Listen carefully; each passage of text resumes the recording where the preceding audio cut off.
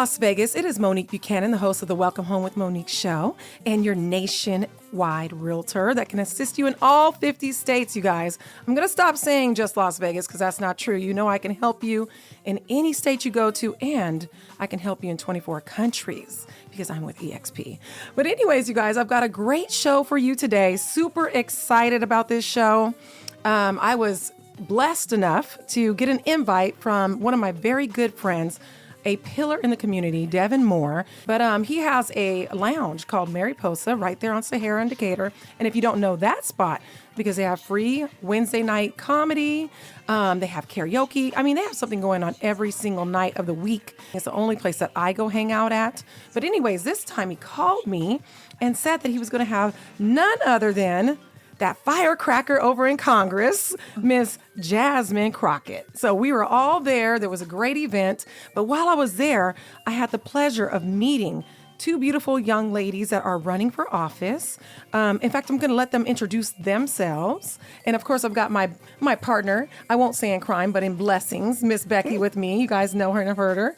Hi, Beck. Hey there. All right, we're going to go ahead and introduce these young ladies and let them just rock and roll. They're going to let you get to know them. They're going to let you know what their policies are and why they're running for office. Let's start with you, Crystal Bradford. Yes, thank you Welcome. for allowing me to be here. My name is Crystal Bradford. I am running for Las Vegas Justice of the Peace, Department 2.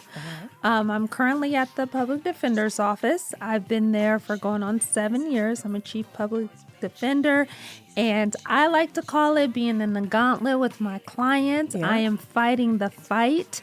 I am filing motions. I am going to court every day, and I'm really, really fighting for people and fighting for their rights, making sure that every time they go into court, they are seen and they are heard and they feel like they had adequate representation. Right on. Now, real quick, we're going to go ahead and introduce Miss Jessica Smith-Peterson as well. Hi, Jessica. Hi. Thank you, Monique. Thank you, Becky, for having us. Absolutely. Now, what are you running for? So I am running for Las Vegas Justice of the Peace Department 4. So Crystal's Department 2, I'm Department 4.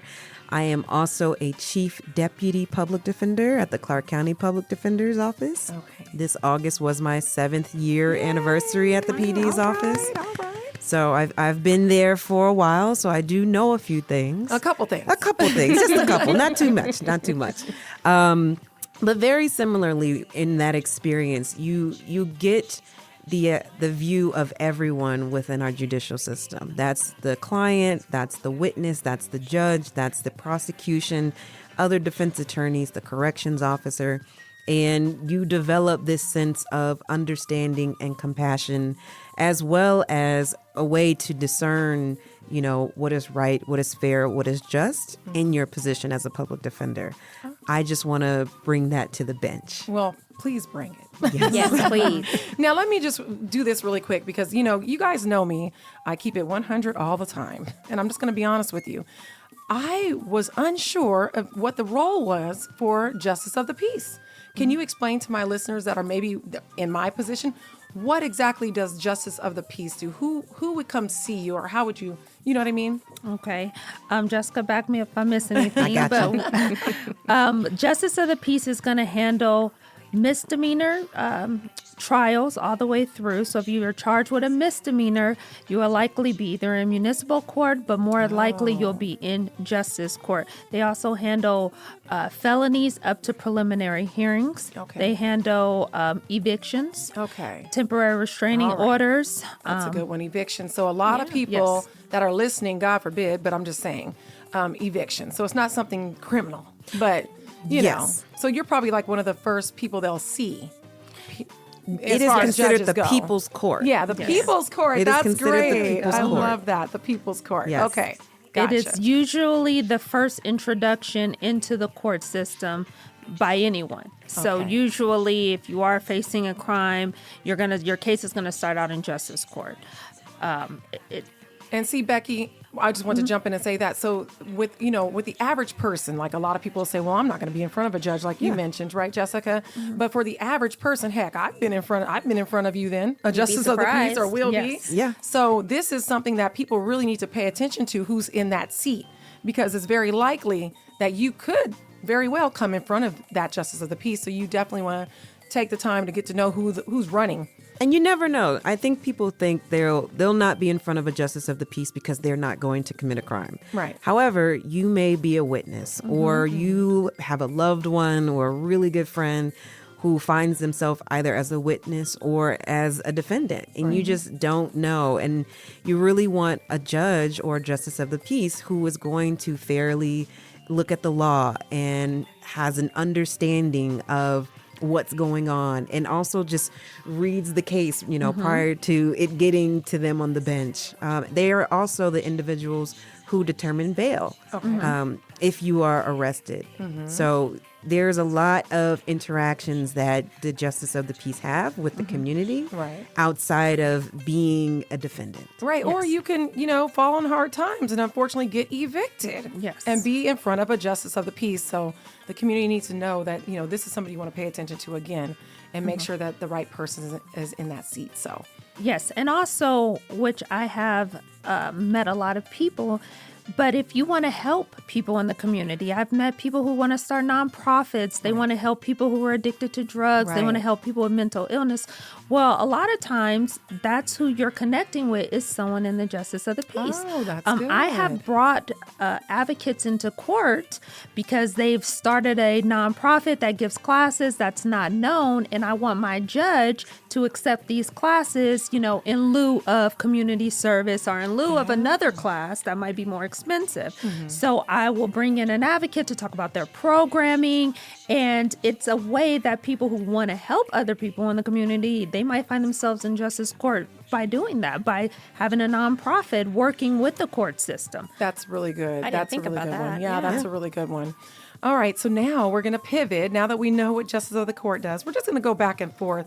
And how about who would come see you, Miss Jessica? So the roles are very similar. And I just want for clarification. So right now, evictions, at least in the Las Vegas justice courts, they have special hearing masters that deal with the eviction proceedings. And correct me if I'm wrong, right now, the justice of the peace, they do not handle those. But at one point they did. And I don't know if that's going to go back depending upon what happens. Right. But it's different, say, in North Las Vegas. The judge there handles eviction proceedings because there aren't hearing masters. Okay. But everything else, the people are going to come in front of us. Protective orders, criminal matters, people, we're a 24-hour town. Yes. So driving under the influence is or one of those charges. Unfortunately, too many. that comes through the justice court. So those are cases, and those are individuals that we'll come into contact with. Oh, okay. We'll just be in different departments. Yes. Okay. And justice of the peace also handles warrants, which is a big thing. So if a police officer feels like they have enough for a search warrant, then they want to get the judge to sign off on that warrant. It is a lot of times the justice of the peace that they are contacting and going over with that to get that warrant signed off. So it's very important on who you are putting in those seats, the judges that you are picking. Absolutely. Absolutely. Now, who are you running against? You were explaining to me before we started the show, you have quite a few people that you're actually running against. Is that right? Yes. So I have a special election. So the judge that was in the seat retired this summer, and the county opened the seat from the end of July. So July 22nd until the 26th. Okay. And anyone who had the requirements was able to put in. So you have to have been an attorney in the state of Nevada for the past 5 years in good standing. Okay. So there were 5 of us who put into that seat. So I am number 4 on the ballot. All right. Soon to be number 1. For Justice of the Peace Department 4. Whereas a lot of the other races, they had a primary or they had a period in time where they weeded out everyone with who had the most votes. And now it's only 2 people in that race. Okay. And can you tell us, or my listeners, why would they want, like, what sets you apart from those other candidates that are running? No, so that's a perfect question. All So right. I touched on this earlier. So I have been a public defender for the past 7 years. And one of the things that I believe that people don't fully understand is that in this role, we have to talk to everyone. We have to interact with truly the community, whether they are in the court or outside of the court. That includes families of victims, that includes families of the defendant, that includes the judges, the corrections officers, the officers that bring in clients from Nevada Department of Corrections, and you build this relationship with them. And we are the check and the balance in our court system to ensure that people's rights are protected. Okay. Judges are often like the referees to make that decision of, okay, I think this is appropriate, I think this is not, and then have a decision. I believe that I have the compassion as well as the discernment to be a really great justice of the peace. One, not only because I've been in the community and with the community and beside the community, but I also believe that both as an attorney, as a public defender, and as a mother, I am able to make those decisions, and as a referee, in layman's terms, to ensure that there's a fair and just outcome. I was just going to ask, like, how that's concerned. I always had a fascination with criminal justice growing up and things like that. But when you guys are in that position, how do you maintain that impartiality and just trying to have an even balance and looking at things from a case-by-case basis instead of just kind of blanketing everybody that comes in front of you? So there are your own lived experience. You can't negate that. I can't say, okay, I'm walking in as zero I like person. that she keeps it real. Absolutely. There are things that you experience. we are people. We are people. And you cannot walk in and say, I am no longer a person. I am the law. I'm AI. I am AI. No, I am not AI. I'm a full human being. Right. However, what I will say is that looking at cases as a defense attorney, you're in the role of an advocate. You're trying to find ways in which you best defend your client. Mm-hmm. There is a shift when you're a judge where you take away that advocacy hat and you look at, if I have all of the cards in front of me, what is the decision that aligns with the laws that we have without taking away who you are as a person in that decision and without taking away the experiences and the understandings of the law and of our society. Right. And I think that it takes a very special person. And of course, I'm sitting here on your show saying I am that special person. And I believe you. To do that. Because again, it goes back to you have to treat everyone with respect in your role as a defense attorney. Mm-hmm. And I feel like as a judge, you have this very serious, very important role where you're able to discern the person that's in front of me is probably experiencing one of the worst times in their life. Right. There are victims who are saying this is also the worst time of my life. And then there are laws that say this is what you can and what you cannot do. And your role as the justice of the peace is to make sure that it fits in a way that is fair, it is just, and it is rooted in integrity and in compassion. Right. That's really good. Now, let me ask you, what made you guys decide to get into this, arena of public service? So, Okay. Go ahead, Crystal. So I did start my legal career in civil law, and I hated it. Fighting over money and sometimes $1,000. It was horrible. And I was like, well, maybe I just don't like being an attorney. Right. Maybe it's just not for me because it just didn't feel good. I didn't feel like I was serving any purpose. When I came out here and I applied for the public defender's office, and I got hired, I started feeling like I was fulfilling my purpose. Okay. I started looking at people like my sister said, who was in the worst part of their lives and actually helping them, walking them through it, making them feel okay, like someone's got their back. Right. And I felt like this is where I need to be. I need to be with the people. I don't need to be fighting over money. I need to be helping people change their lives. Yes. There's a lot of time we're counselors. There's a lot of time we're teachers. Sometimes we're mothers to some people. But it's so self-filling. And I actually got a phone call from an old client who was so excited to hear that I was running for judge. And he starts crying and he says, Miss Bradford, we need you. We need you on the bench. And that touched my heart, and it made me feel like this is where I need to be. Absolutely. If you can go to work every day and you can love your job and enjoy it, especially a job that's stressful, because again, our job is not an easy job. Our job is ma'am. very stressful. I can relate. We have to know the law. We have to put out a lot of little fires. Right. Sometimes we're calming our clients down. Sometimes we're dealing with people with mental illness, with people with withdrawal effects. But you can go to work every day and love it and be excited to come back the next day. Then you know you're where you need to be at. Absolutely. And that's how I feel at the public defender. And I think it's only going to heighten when I do become a judge, because as Jessica said, again, you might be dealing with a witness who this is the worst day of their life, a defendant who's the worst day of their life. And one thing I've learned in this position, especially being in court, is no one wants to feel like they were not seen or heard when they were in court. Absolutely. When you walk into court, you want to feel like the justice system was fair. Right. And a lot of our clients and a lot of people have expressed that they don't feel like that. They do not feel like the justice system is fair. And I have been in court where I have been told, hey, you can't stand here because this is only for attorneys. And I'm looking like, but I am an attorney. And then it's like, oh, well, come on in, So that juxtaposition, right? But that's see it. real. Yeah. That's is. real. It is. Yeah. And for all you that don't know, this is a beautiful, beautiful sister, a queen that's across from me. So that's just so you know. So yeah, and then they're like, oh, well, come on in. And a lot of time my clients will come in and be like, I felt like I wasn't heard. I wasn't seen.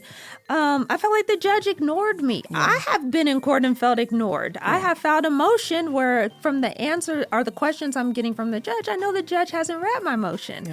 The judge has their mind already made up before we even open our mouths when we're going in. And I know that as a justice of the peace, I'm not going to do that, right? I'm going to listen to both sides. I'm going to apply the law to the best of my abilities. And I'm going to make sure that at the end of the day, whether I rule in your favor or not, you're going to feel like it was fair and heard. Yeah. it was heard. You got your day in court and you were respected. Yes. And you walk out of there with your head high. And that's almost all you can ask from a judge. And believe it or not, sometimes we don't get that. Oh, yeah. And so I think that it is so important to have diversity on the bench. And me and my sister Jessica, that, we're given diversity on the bench. Yes, absolutely. Because a lot of times when we go to court, we don't see people that look like us. You know what I mean? And it's intimidating. It is. It's so intimidating, to walk into that courtroom and just wonder if you're going to get a fair shake. Or if you're going to be painted with that broad brush. I can only imagine. Just already assuming that, whatever. Like you said, his mind was already made up. And I've heard that so many times from other people and for myself when I went into court. But don't y'all start thinking things now. All right, Jessica, what you got? So I am shifting from, doing civil. I did not do civil. But my reason and my why comes from being a kid and being bullied. So I was bullied as a kid, and it's not a great feeling if you've never been bullied. But I knew that I was really good with words, and I just saw this article that Maxine Shaw from the TV show Living Single actually encouraged a lot of young Black girls to be lawyers, and I knew from watching that show, like, hey, she's, someone's trying to push her around. She's a lawyer. She's great with her words. I think this is something that I could do. You've seen yourself. I saw myself in her. Fast forward to, undergrad, law school. I went to Howard and I said, I want to be a civil rights attorney. I want to fight, on behalf of people all over whose civil rights have been violated. And come to find out, I come to Las Vegas. And I start working at the ACLU of Nevada. So I spent a year as a law clerk there. And what I realized is that I was wholly unprepared in my mind with what I was dealing with. And it's not in the material, but it's like there is something missing that I don't fully understand. And that following year, I started at the public defender's office. And that's what I didn't understand, is I didn't understand what does our criminal justice system look like? Because there you will see civil rights violations. You will understand where people are living when you're not looking at like the glitz and the glam, and you see both the good as well as the bad of everyone in our criminal justice system and in our society. And I felt like I was missing that. But those skill sets that I developed in trying to advocate and defend, that stemming from, childhood Jessica being bullied, Right. were put into practice on behalf of my clients. And I've been doing that for the past 7 years. And like I said, this is a transition. So it's no longer going from or being an advocate, but it is, hey, I have an understanding of, again, the good and the bad and the in between. And I have the ability and the discernment to look at a situation with all of that lived experience. Right. And can make a decision that is fair and that is just.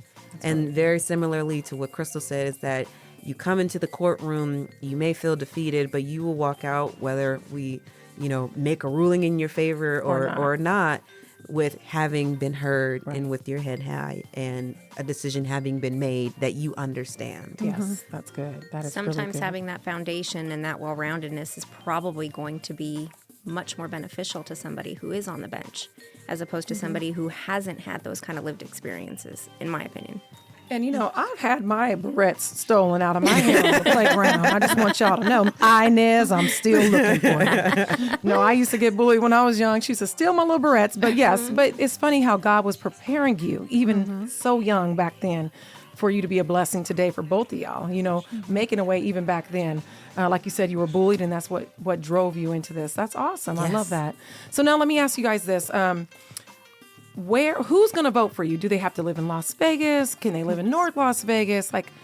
So the lines are, it is Las Vegas City, Incorporated Clark County. So if you live in Las Vegas, as high up as Centennial Hills or as far down as Blue Diamond, that is considered to be a part of it.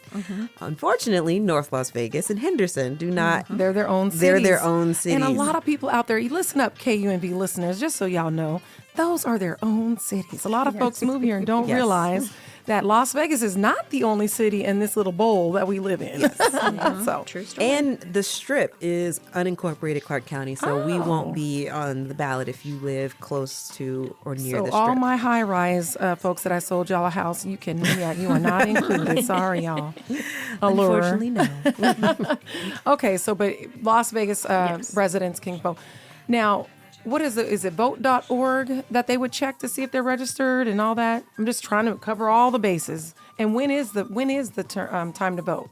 So November 5th is the actual election day. Okay. So we'll be on the ballot with everyone. All right, with everybody. Okay. Presidents, vice presidents, with everyone. Whole shebang. We'll be closer to the bottom. Yes. Remember, Okay. like they say, you vote down ballot, closer From to top to bottom. From top to bottom. Don't the just whole start. thing. Don't stop at the president. No. Keep on going now.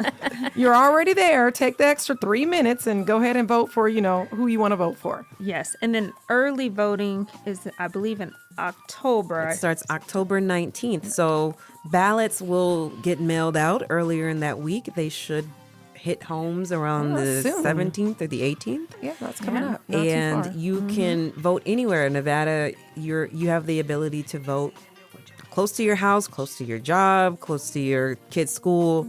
But as long as there is a polling place, you can go in and you can go vote. Right.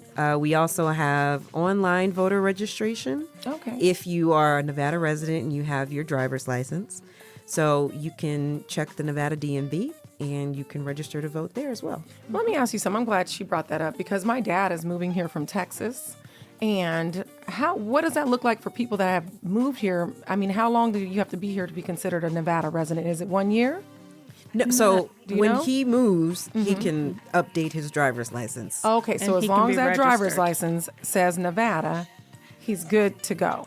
Yes. Yes, but I think you can also register by showing like a utility bill. There's some other things. Other avenues. Yes, other avenues. I know that there was a big push for that if you didn't have a license or if you were Yeah, 'cause he a doesn't drive. teenager. Yeah, he doesn't drive anymore. Turning 18 and you weren't driving. So I believe, and again, they can go to, I believe it's vote.com or .org. Yes. And Okay, they good. can get a lot more information about that. Okay, you guys, so vote.org. So even if you've moved, you can go on there because I just updated my address on vote.org. So if you were wondering how you want to check and make sure, because, you want to make sure that everything is lined up and you're able to vote, you're going to jump on vote.org. Now, do you guys have websites that they can, when this show is over, maybe they want to dive a little deeper? Yes. My website is www.jessicasmithpeterson.com. It's all one word. You have to say it like a Tribe Called Quest. I love that. Now, you got Wes happy over there. He loves Tribe Called Quest.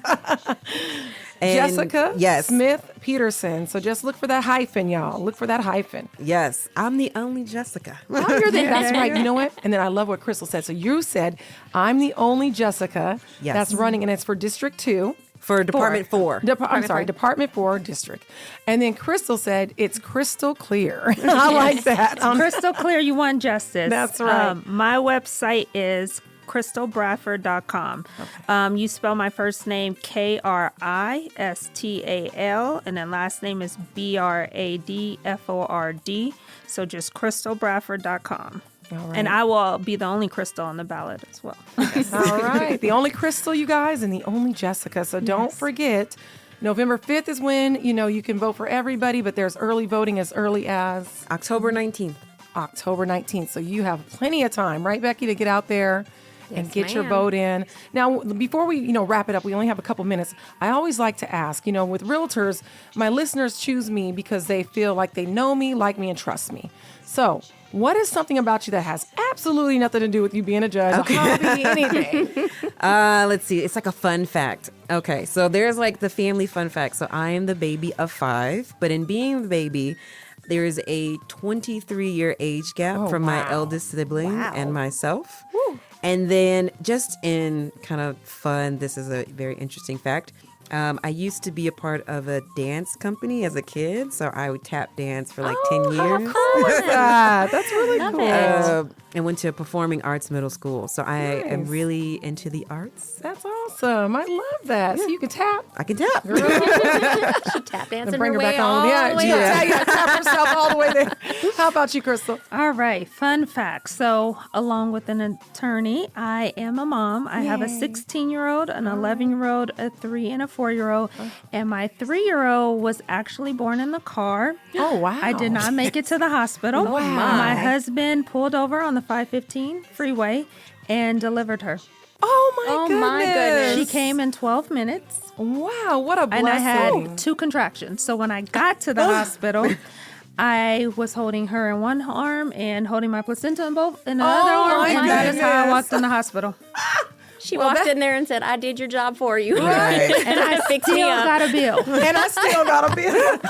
Well, now listen, crystal clear that, crystal clear, but also Crystal is mighty, mighty strong. Okay? I can't even imagine that. So, no way. Listen, ladies, it was such a pleasure having you on the show. Thank you. I'm so so much. glad y'all gave my listeners a chance to get to know Miss Crystal Bradford and Miss Jessica Smith Peterson. And don't forget those names now. Y'all remember Jessica and Crystal. All right? And thank you, Becky, for coming on. And we're just going to go ahead and roll on out. And until I hear from you guys, or we'll talk soon. Thank you so much. Thank you, guys.